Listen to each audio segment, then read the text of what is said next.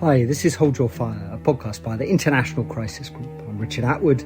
Today we're going to talk about Saudi Arabia's foreign policy, welcoming Syrian President Bashar al-Assad back to the Arab League, hosting talks between warring Sudanese parties, a deal with Iran in Beijing, talking to Houthi rebels in Yemen. What should we make of all this Saudi diplomacy? It's with pleasure today that Dr. Bashar al-Assad, the president of Syria, is present here as the League of Arab States has handed down a resolution allowing Syria to resume involvement in our meetings. And we hope that this will contribute to the restoration of peace and security in Syria in order to lift up and resume its role in the Arab region for a better future for the entire region. The past few years have seen some changes in Saudi Arabia's foreign relations.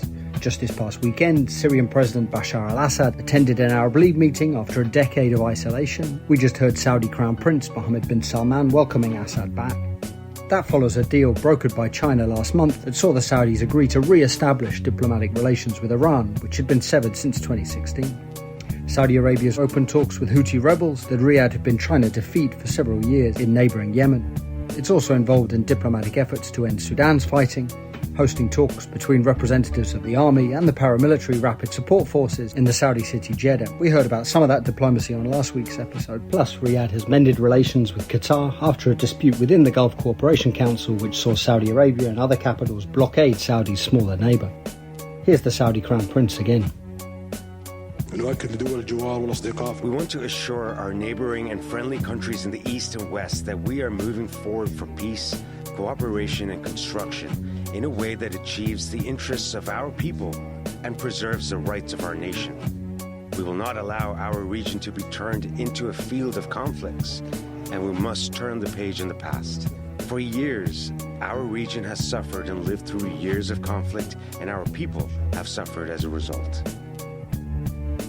All in all, it's quite a change of tone, a far cry from a few years back when the Crown Prince was comparing the Iranian supreme leader to Hitler. So what explains this flowering of Saudi diplomacy, this seeming recalibration of Saudi policy? To talk about all this, I'm delighted to welcome on to the show Dr. Abdulaziz Sager, who is founder and chairman of the Gulf Research Centre, a very well-respected institute in Riyadh. He's also a member of Crisis Group's Board of Trustees. Dr. Abdulaziz, welcome on. Thank you very much. Very pleased to be with you today. So we'll talk today about Saudi Arabia's foreign policy in depth. We'll zoom in on Assad at the Arab League, and I should say we're recording this a few days before the Arab League meeting. We'll talk also about Saudi Arabia's involvement in different parts of the region, its mediation in Sudan, its relations with the US and with China, and how it's navigated the collapse in relations between Russia and the West over the war in Ukraine. But perhaps, Dr. Abdulaziz, we could start with a bigger picture question. We heard up top about all this recent Saudi diplomacy. Are we right to see it as a recalibration? And if so, what explains it? Yes, you're absolutely right. I think what explained it that the Saudi Arabia foreign policy decided to have what I would call looking into the regional issues first, because as you know very well, there has been a difficult time in the relation between Saudi Arabia and some of the countries in the neighborhood, particularly when we talk about Iran, Yemen, Syria, Lebanon. But the changes that Saudi Arabia turned into the region, whether it's starting from the Al-Ula conference where it brought all the Gulf countries together and tried to resolve the old issue, which started in 2017 between Qatar, Saudi Arabia, UAE and Bahrain. And this was the Al-Ula meeting in early 2021 that sort of turned the page on the dispute within the Gulf Cooperation Council. Yes, you're right. And luckily it went very well. And we start a new page on the Gulf side. And then to follow that, I think Iraq was the second online. So Saudi Arabia did a great step toward Iraq. Iraq still is a neighboring country. We have a big border with it. We don't want Iraq to be out of the Arab scene because although we understand they have Kurd and other minorities, but at the same time, Iraq is a key founding member of the Arab League. And then tend to be to the other side, which is Iran. And in Iran, of course, there has been a lot of track 2 discussion between Saudi Arabia, the Gulf, and Iran. And until the December visit of the President of China to Saudi Arabia when we had the summit, I think for the first time such an important Security Council member like China, with its own strong relation to both Saudi Arabia and to Iran, have decided to really name the issue quite clearly. And soon after, President Ibrahim Raisi, the President of Iran, visited China, and he was welcomed by the Chinese president. I think that was an important step because China enjoys a very strong relation to both countries, to Saudi Arabia and to Iran. So I think the good thing is these two have enjoyed a good relation to China, and China mediation was very much welcomed, of course. I will get into that in a little bit detail. Then we move toward Syria. 12 years of internal conflict in Syria did not bring any peace or security, and I think the Saudi position there remained quite clear that yes, we want to have a reform inside. We would like to see all pending issues like the release of the prisoner, the return of the refugees, the good neighborhood relation, and also the disengagement of Russia and Iran, particularly any external forces inside Syria. Yemen, of course, was an important step, and we hope it will go to a permanent ceasefire and there will be a lot of internal political discussion. So you can see it started from the Gulf countries, and then Iran as a big neighbor, Iraq also as an important neighbor, Yemen, Syria. Lebanon, I think the issue is very clear for Saudi Arabia. They don't want to have a hegemony of a specific party. They would like to see the Lebanese being able to decide on their future and to determine what sort of political system they would like to have. Hezbollah, unfortunately, has been a disturbing factor in really appointing a president and a government in Lebanon. So the overall picture, maybe I will add another point to it, which basically I would say, do we still have the same trust in the U.S. commitment of the regional security? Because if there was the same, strong trust in the U.S. commitment when it comes to what would China visit, it was very clear that Saudi Arabia did inform all our alliances, and at the same time, before the signing of the agreement in March, they were notified also a day or two before. But traditionally, the U.S. used to play a very strong security role in the region, very much committed. But we have witnessed lately this engagement, confusing statement that may have led to a lack of having a full confidence on the U.S. policy toward the region. And so we'll have a chance in a moment to come to some of those places you talked about. Syria, of course, Assad at the Arab League, the deal with Iran, plus, of course, Yemen, Iraq, relations with the US. But there's sort of a sense, if you go back a few years, what you had the standoff within the Gulf Cooperation Council, the GCC. You also had Lebanese Prime Minister Saad Hariri coming to Saudi Arabia, leaving without his job. Riyadh was enmeshed in Yemen, bogged down in essence, an unwinnable war. Relations with Western and some other governments were difficult because of the killing of the journalist Jamal Khashoggi. Then in 2019, you had the attacks on Saudi oil infrastructure, and Iran was widely assumed to be behind those. And the US didn't do anything, despite all the support the Saudis had shown to then President Trump's so-called maximum pressure strategy against Iran. So wasn't it maybe that Saudi Arabia felt a bit too exposed, that the regional environment was hostile, that some of the more aggressive parts of Saudi policy had backfired, they weren't working, that maybe it was time to try something else, an increased emphasis, as you say, on the region, but also on diplomacy and repairing some of those relationships? Yes, there are plenty of subjects that you have mentioned, but I'm sure each one of those subjects have been dealt with from the Saudi foreign policy side. Maybe it was not to the best of what others want, but at the same time, I think it was taking into account the Saudi interest. And I think this is the trend that you will see today. Saudi Arabia is dealing very direct from the interests of Saudi Arabia. Saudi, they would like to end the conflict in the region. They would like to focus on development in their country and on other countries also in the neighborhood. They would like to see prosper economic development and a much more, good things for the people instead of staying permanently on a conflict zone. But some of the subjects that you have mentioned, including Saad al-Hariri and Jamal Khashoggi, I think it has been dealt with at the time, and I think, they overpassed that one. But at the same time, Let me just, mention a little bit on the attack of the Saudi critical oil facility. When it was launched, of course, from Iran, but at the same time, our strong partner, the US, they may have condemned the attack, but they did not really give us any evidence to prove that this attack came from Iran. Because when you send the cruise missiles, every 30 seconds, it's linked to satellite communication. And at the same time, all part has been collected from the location. The US took it and they analyzed it, but at the same time, a probability report would say, somebody thinks that some of the parts could have been manufactured in Iran and so, but there was no clear evidence given to Saudi Arabia on this attack. Maybe at that time it was the US interest. They wanted to slow down the escalation with Iran, but at the same time it gave us also a lesson that even our strong partner, when we needed to see their defense, defending a very critical oil facility, not only for Saudi Arabia but for the rest of the world. I mean, luckily we had a great capability in the Saudi side that have been able to deal with a lot of the damages within a month.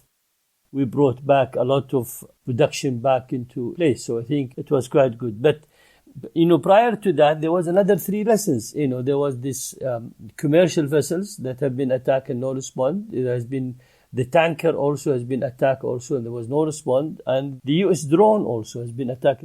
We were wondering what are the sort of rules of engagement that was taking place in the Gulf region and how the US define their role and how do they see the relation to their partner in the region. So this have raised a big question, and this is why maybe the big issue was that yes, US has its own interest. They want to revisit the relation with Saudi Arabia, but also Saudi Arabia would like to revisit the relation also with the US and emphasize more on their own interest and look at that more carefully. So we're recording this before the 19th of May, the Arab League meeting coming up this weekend. It'll be the first that Syrian President Bashar al-Assad will attend in many years. What is it? Since pretty much the beginning of the war in Syria that Saudi Arabia, Arab countries broke off relations. So getting back into the Arab League was something that Assad himself clearly wanted. But how big a deal is it? I mean, how much does this really represent a shift in the region's view of Assad that he's back in the Arab League? And what do you think Riyadh hopes to get from it? It's a great question. At the same time, let me go back to a few things here. Saudi waited the first year, before condemning Syria and before taking any position. And at the same time, I think the Saudi message at that time to Syria, resolve the problem domestically. Please bring reform to your nation. Please stop any aggression against. Until 2012, I think it was in August, if I'm not mistaken, then the Saudi clear statement came out, and so I realized that we have to stop and we have to cut the relation with. But at the same time, there was a lot of exaggeration on the threat coming from Syria, with the exception, of course, of the organized crime. We used to have that, not at the same level that today we have, particularly on the smuggling the drugs, the Kiptagon also, to Saudi Arabia and other Gulf countries. So there wasn't really much, direct security threat to the Gulf countries and Saudi Arabia in particular. I mean, ISIS were there, but we've had the international coalition of ISIS. Saudi, they were part of it. It was dealt with an extensive collaboration between all the partners. But at the same time, after 12 years, we see no changes. We see that still people suffering are there. Unfortunately, 8 million people as refugee in the country's neighborhood, including in a country like Germany. I think there is almost close to 800,000 or more. So the situation deteriorated. And I think the key issue of reforms on the Saudi mind, and I think it was brought when the agreement was made that Syria will be back to the Arab League. I think it was a precondition step by step. So in other words, Assad has to do certain step to be able to move to the other step by being able to attend the summit, or some of the ministerials meeting can be attended by his cabinet member. And so that's great. But at the same time, is that the end of it? And is that all? No. The answer, in my opinion, no. I think if he wants to be part of the Arab League and he wants to be fully integrated, I think he must address the key concerned issues. No external forces to be in Syria. whether it's Iran or Hezbollah or Russia. At the same time, he has to take all the necessary steps toward the reforms that he needs to take. I mean, we don't have a strong economic relation to Syria. We have a very minor relation in terms of economic. So most of the Gulf countries, there will be a donor. And if you are a donor, you want to make sure to understand where the fund is going and who is using that and where is that going to be spent. I think also he has to pay attention to the changes of the constitution according to Geneva 1. I think there was a talk also about trying to have an international fund through the UN that will focus on the reconstruction. It's premature to judge many things, but I think it's a one step, which is a good step. At least there will be a direct dialogue, and that direct dialogue can bring some of the issues. Isn't part of the challenge with Damascus, leaving aside the monstrous crimes that Assad and his government have perpetrated in Syria, obviously the ties with Iran, with Russia are pretty tight. It seems unlikely there's going to be much change there. Damascus is very reliant, until now at least, on their support. But even more broadly on, as you say, prisoners, on refugees, on a settlement, Damascus so far has refused to compromise on any of those questions for years. Plus, the main incentive that Damascus might have is an economic one. It's investment from the Gulf, from other parts of the world. But at the same time, it's difficult to invest with the US sanctions. And for now, at least, Washington seems unlikely to lift those. Absolutely. No, I was going to say, in all the three, there are difficulty. Russia cannot give him money because of the sanction in Russia. Iran cannot give him money because of also the sanction there. And because also the US sanction. We, the Gulf country, might be not able to do more than a real humanitarian side unless he really fix the situation domestically and come up with the necessary reform that needed to be. So he has to comply to the international demand also. Could we move, Abdulaziz, to the deal with Iran? So 10th of March, a couple of months ago now, Saudi Arabia, Iran signed this deal in Beijing. I think it was interesting you said earlier that Riyadh had given Washington a heads up beforehand. Maybe it wasn't so much a surprise that the deal itself happened, and there'd been track 2 talks. You've been involved, Crisis Group had been involved for some time between Saudis and Iranians. Saudi and Iranian officials had been meeting previously in talks brokered first by Iraq, then by Iran. But maybe it was a bit more of a surprise that the deal came when it did and that it was brokered by China. Do you want to say a word or two about the timing and why the deal sort of came about when it did?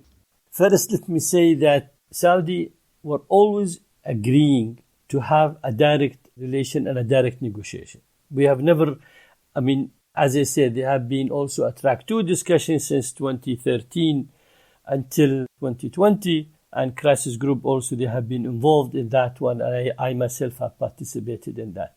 So I think the track 2 also did prepare the ground for the track 1.5 and for track 1, which is very important also.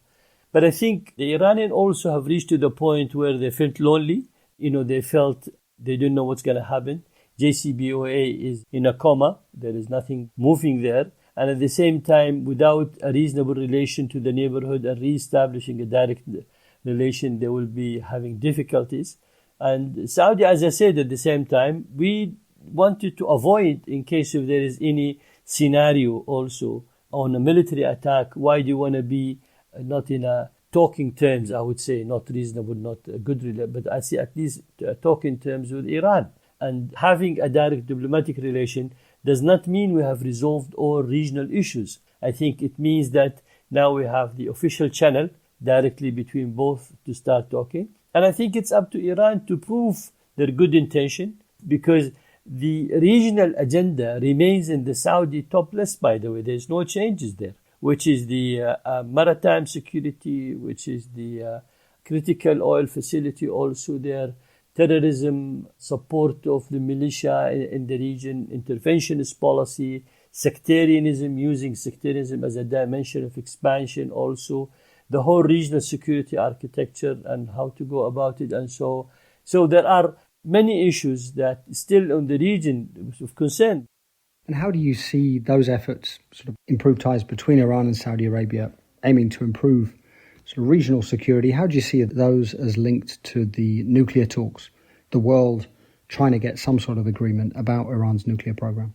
The region still consider the nuclear deal and the nuclear agreement, in 2015, we were giving some assurance that this deal, if it goes, there will be a better regional arrangement and a better regional security that will be guaranteed. Unfortunately, nothing happened. This is why when President Trump decided to withdraw from this JCPOA, we did not mind it because we felt, and I think everybody realized today, whether it's the European or the American, that this agreement was not an airtight, was not a really waterproof agreement that will serve the interest of the global stability and security. So we still believe the nuclear issue is a global responsibility and not only regional, but at the same time, the regional issue remains in the agenda of everybody there.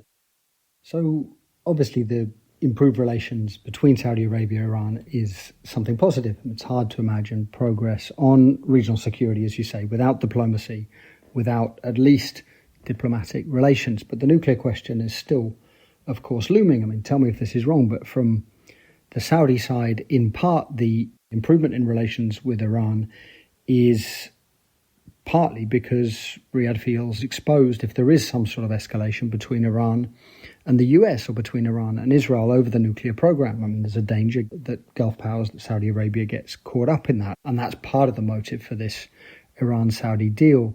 I mean, in hindsight, surely it would have been better were the nuclear deal still in place. I mean, of course, I understand the point about the nuclear deal only dealing with the nuclear question and not with Iran's power projection in the region, which is, of course, hugely important for Iran's neighbours. I mean, I understand all that, but wouldn't the world today, including Saudi Arabia, be better off with controls on Iran's nuclear program? Iran is now closer to breakout time than it's ever been. And isn't the nuclear question intrinsically linked up in regional security, that it's hard to imagine a safe region without the nuclear question sort of resolved? Well, in the Iranian definition, Saudi Arabia is not the enemy, as even their president last week have said it. And the Gulf countries are not the enemy. But at the same time, for Iran, they still look at US and Israel as the first in the agenda. Now, whether the US or Israel are going to do any sort of military reaction toward the Iranian nuclear program, I don't know.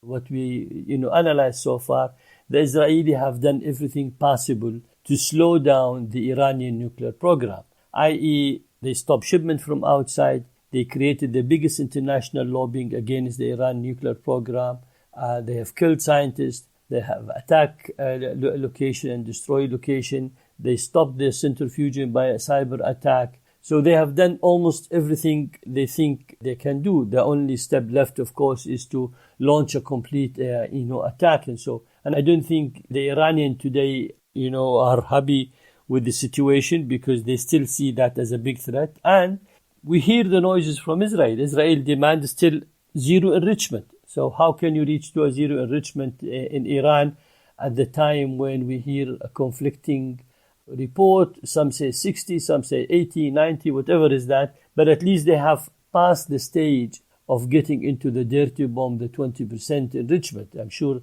they have exceeded that. We do not wish to be part of any attack against Iran. We do not wish to be part of any war. I think we've had enough in the region since the Iraq-Iran war and then the invasion of Kuwait and then 2003. I think we still like to focus a little bit on the development in the region, which will benefit everybody, of course, instead of going to a war. But as I said before, it will all be according to how Iran behavior will be, how they're going to act, how they're going to respond.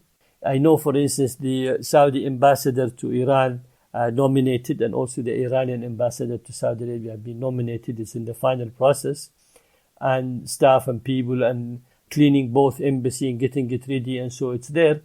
It's great, but at the same time, that's only first step. That is the step of having direct communication, but it's not the step to resolve all the conflicting issue that's still there.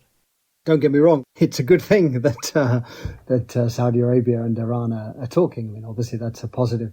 We don't need the mediators, I mean, we're so thankful, and I think the statement of the agreement has been very clear, thanking Iraq and Oman for all the effort they have done. But I think it's nothing like having a direct negotiation, direct talk in the country of both parties and resolving and going through many of the issues there.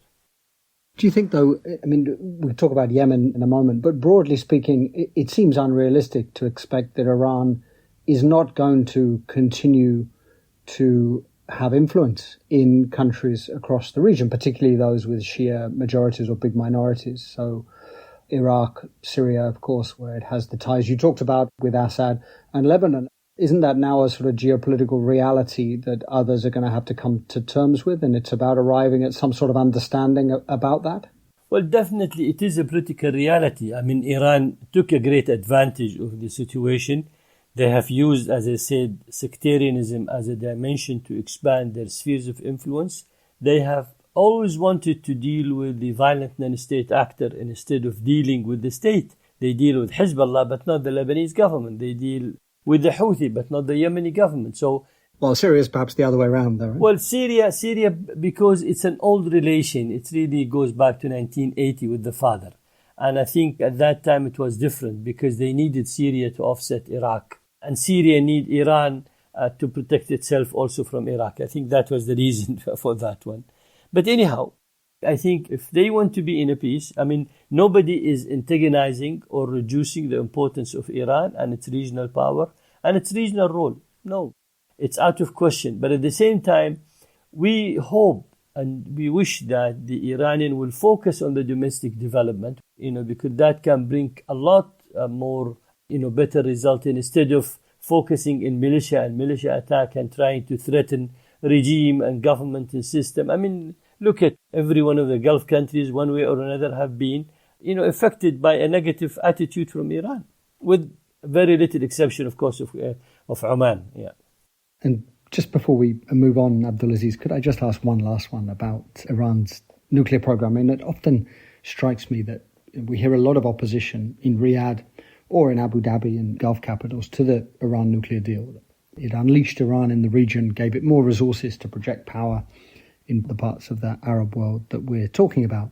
But you hear much less now opposition to the 2003 Iraq war, to the overthrow of Saddam Hussein. But if anything upset the balance of power in the region between Iran and others, it was the Iraq war, at least as much, if not more, than the JCPOA, the nuclear deal.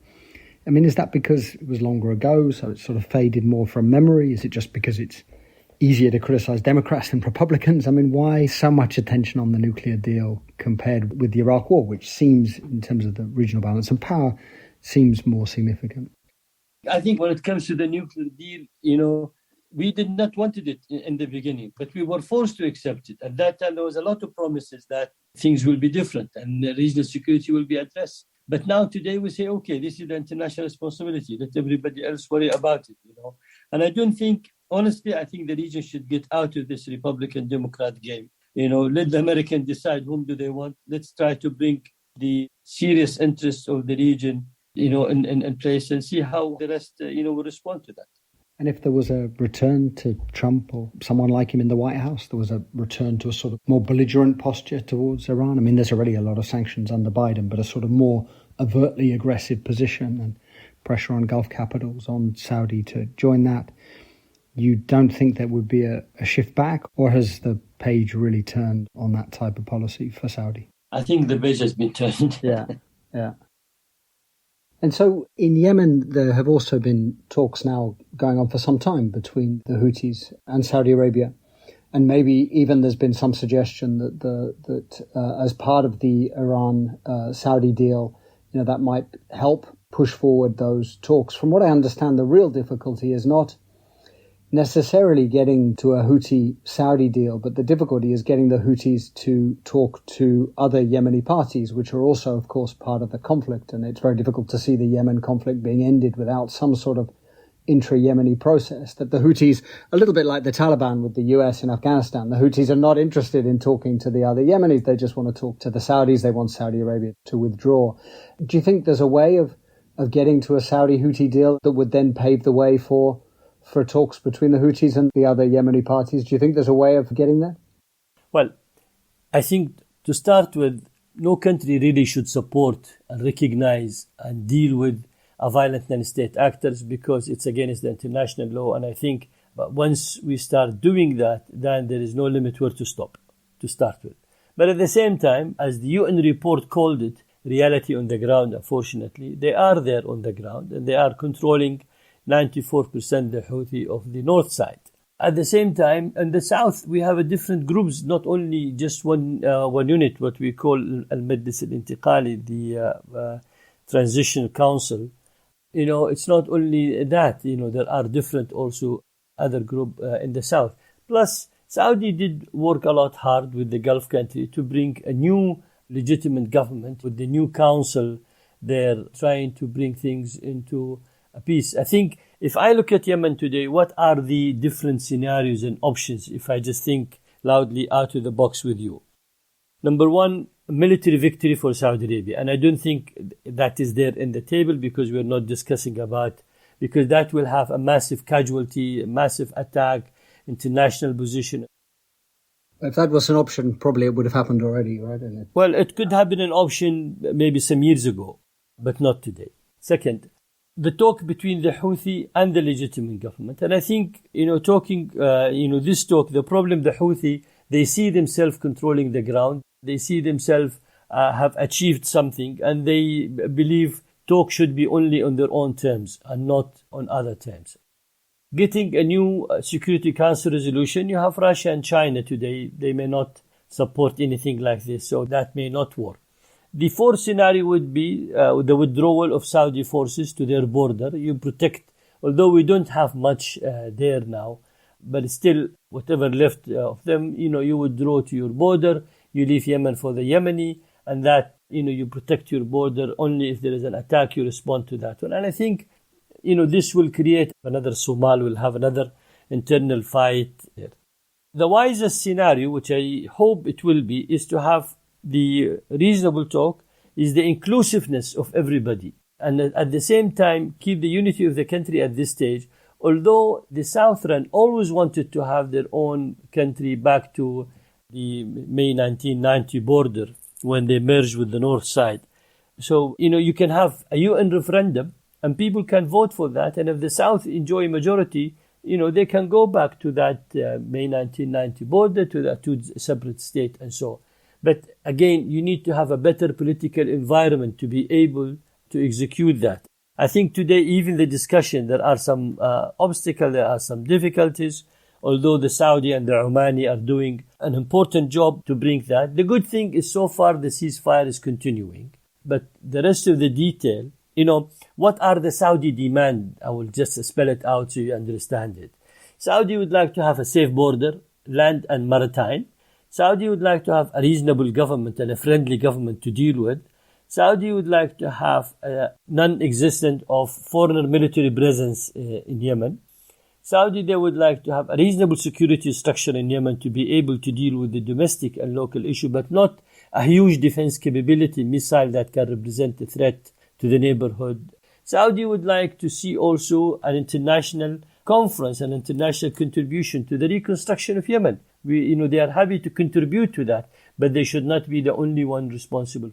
So I think it's up to the Yemeni themselves today, although there are many different parties, including tribalism, including some religious direction there.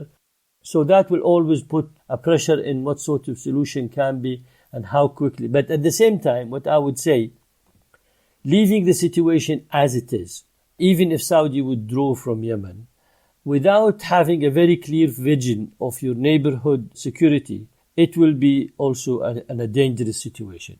We have 1,450 kilometer border line with Yemen, and I think we need to have a safe border. And at the same time, one of the Saudi preconditions, they would like to maintain all previous agreement, including border, that has been signed with Yemen. And from what I understand at the moment, negotiations, the Saudi-Houthi negotiations are sort of stuck on this question of Houthi demands for the payment of salaries to its fighters from Yemeni oil revenues. The oil is mostly in areas controlled by the anti-Houthi side, and sort of working out sort of details of those payments. And then, as you say, there's a lot of differences within the anti-Houthi side. The Southern Transitional Council, which you mentioned, the STC wants the South's independence. It's a separatist group, very different from some of the other groups in the anti-Houthi front. But Abdulaziz, let's say that you could reach some sort of agreement among Yemenis for sharing power, that the Houthis got a share of power a share of influence in the security sector, the army, security forces, that was broadly speaking commensurate with the power that the rebels, that the Houthis enjoy on the ground right now. Could Saudi Arabia live with that if the Houthis were ready to commit to some of the things that you talked about? I think the Houthi, can have legitimacy if they go through election and if they really do the votes. They will have some support and they will be part, of course, of a coalition that will accept their participation. And I don't think anybody, this is an internal Yemeni matters. It's about the Yemeni to decide, about it rather than anybody else. So if they can get sufficient vote, but at least they should do it in the right way, not by using the missiles and the gun and the military and the threat and the humanitarian issue. Honestly, I feel very sorry for the humanitarian situation there. But anyhow, let's see now how things goes. Still the negotiation is continuing. I think there is a political will on both sides to see the end of it, the devil in the detail. As, for instance, they wanted Saudi Arabia to pay for all the government wages and salaries since September 2014 until today. And they want to receive the money themselves and then distribute it the way how they want. And Saudi are refusing. They say, no, we don't give you the money directly to you. I think we will be happy to contribute some, but then it should go directly to the people. Because again, there is no governance, there is no control of how the flow of the money will go, and all of these issues. Could we talk a little bit about the talks taking place now in Jeddah between the representatives of the two warring parties in Sudan?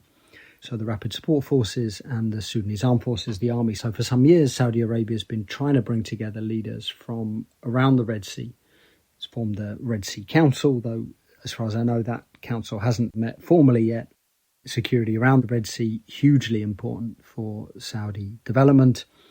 A collapsed state in Sudan would be disastrous, obviously, for the Sudanese, but also disastrous for Saudi Arabia. Do you want to say something about Saudi's role in Sudan?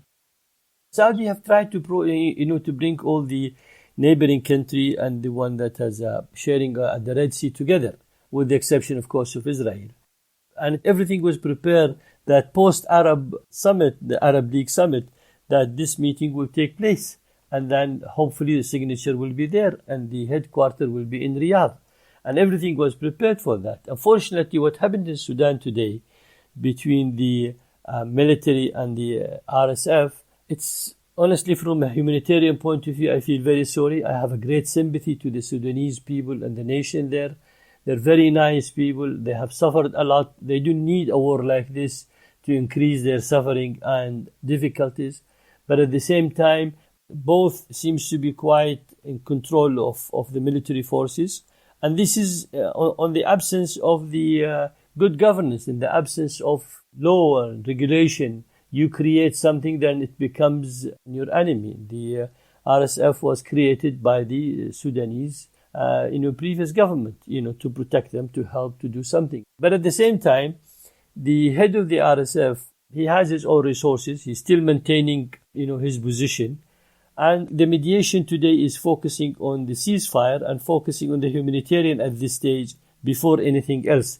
But of course, definitely, if situation deteriorates in Sudan, if we have a continuous security vacuum there, it will have a great danger for the Red Sea. The Red Sea, it was a very safe passage before, until the Iranian and the Israelis start attacking each other, vessels. And now we have Sudan. Sudan, of course, will have a major impact in all the mega projects on the Red Sea, on the harbor, on the Bab el-Mandeb, on the Suez Canal, so it will have a lot of consequences, yes.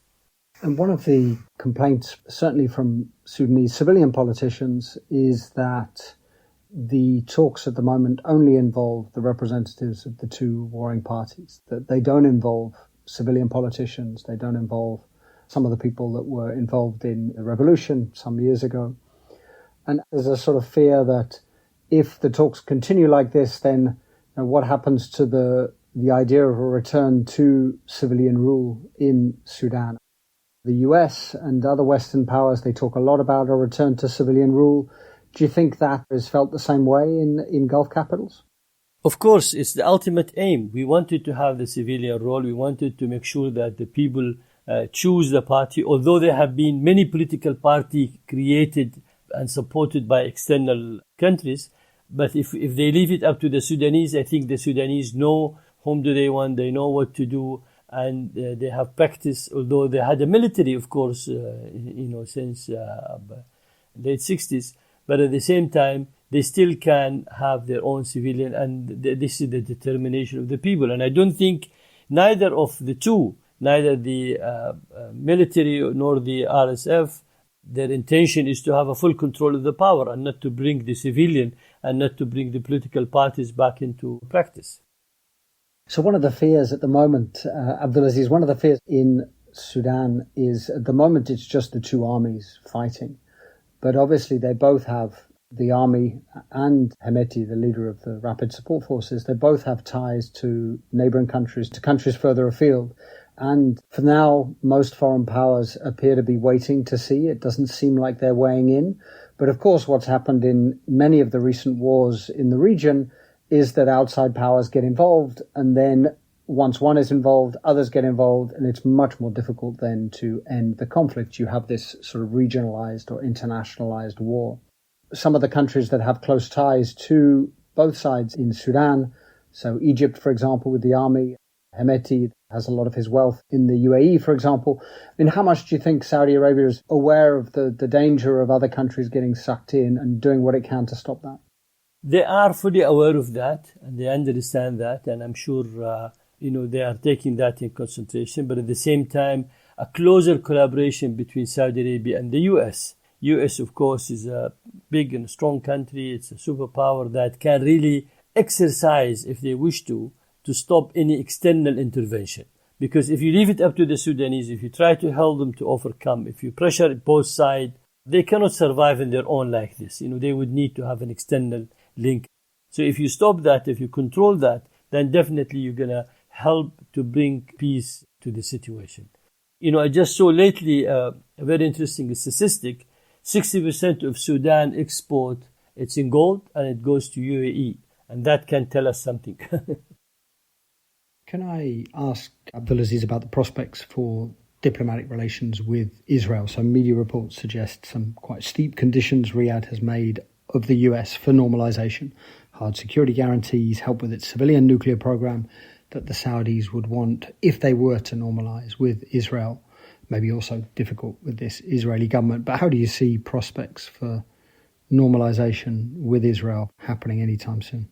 I have not heard any official comment on that in what you said, or official things saying the Saudi have put this condition into the US. What I know about the Saudi condition, they did not mind any country to normalize with Israel from the Arab League country.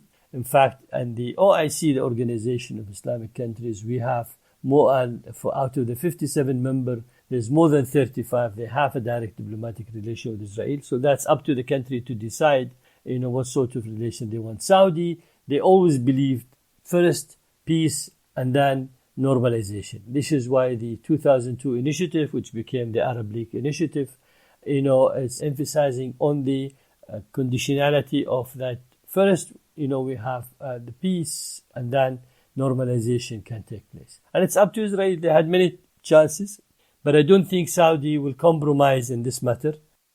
Could I ask something about how Saudi Arabia sees its relations with the US and China? A challenge that many countries are now facing, how to cope with big power competition, particularly US-China rivalry, but also these collapsed relations between the West more broadly and Russia. So for Saudi Arabia, China is hugely important for its economic development. It's the biggest market for Saudi oil, for example, but it goes well beyond that.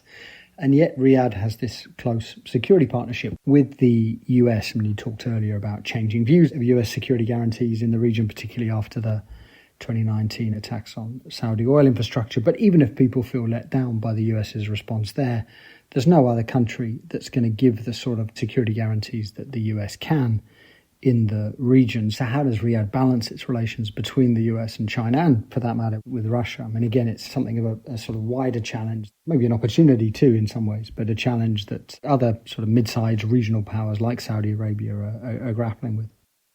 I think we understand our relation with China is an economic partnership. With the US is more of a political and security. It used to be all, but of course now the focus is in these things. We have not changed our military doctrine. We have not changed pricing our commodity in any other currency than the dollar. We have kept our, most of the money is in T-bills with the US. So I think still the relation, there are differences in perspective and looking at it. And at the same time, there is a shifting agenda for the US. The US today, the top agenda is Russia-Ukrainian war and then the Chinese threat to Taiwan. That's their top agenda. So is the Pacific and the Russia-Ukraine issue. So this is why they have reduced a little bit maybe. Although, by the way, they still have the largest boots in the ground in the region. They still have the largest military presence and they still have the largest available military equipment in the region. So there is no compromises about the U.S. relation. What the region want, they want the U.S. to understand that our relation with the U.S. does not mean that we have to cut or reduce or not to have a strong economic relation with country like China. Russia, we don't have much in terms of economic relation with Russia. Russia is a producer of raw material. They have oil, gas, we have minerals like us. But at the same time, it's not that strategic. So, we understand the difference. We understand the value of the U.S. relation. We don't think there is a compromise on the U.S. side. But at the same time, we wish that the U.S. have a better understanding of our interest, which is basically, we want to have a development. We want to enlarge our export. We deserve to have a better oil prices to be able to spend in the development, which ultimately also will benefit the West in general and the U.S. in particular. Dr. Abdulaziz, thank you very much for coming on. Thank you very much for your interview and for the talk. Hold Your Fire is a production of the International Crisis Group. I'm Richard Atwood. You can find all of our work on Saudi Arabia, on Gulf politics, on all the stuff that we talked about today on our website, crisisgroup.org. You can also follow us on Twitter at Crisis Group. Thanks to our producers, Kevin Murphy, Heiko Schaub, and thanks as ever to all of you. To our listeners, please do get in touch, podcast at crisisgroup.org, or you can write to me directly, atwood@crisisgroup.org, if you have any questions, suggestions, or concerns. If you like the show, please do leave a positive rating or review. Give us 5 stars wherever you get your podcasts. We were a little bit late with this episode, so I very much hope that we'll be back on schedule and that you'll join us again later this week.